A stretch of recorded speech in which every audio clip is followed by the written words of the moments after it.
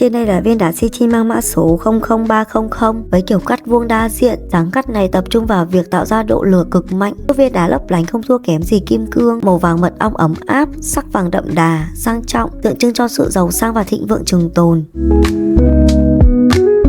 Và trên đây là thông số chi tiết của viên đá.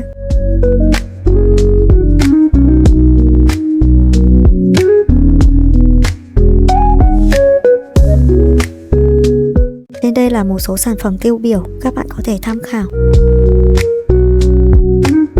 Nước đá trong suốt giúp các mặt cắt phản chiếu ánh sáng một cách sắc nét và chân thực nhất. Các góc cạnh được mài giũa chính xác, tạo nên sự cân đối tuyệt đối và form dáng cứng cáp. Hình vuông đại diện cho sự ổn định và vững chãi. Kết hợp với màu vàng của Sichin, viên đá này giúp tăng cường sự tự tin và quyết tâm cho chủ nhân trong kinh doanh.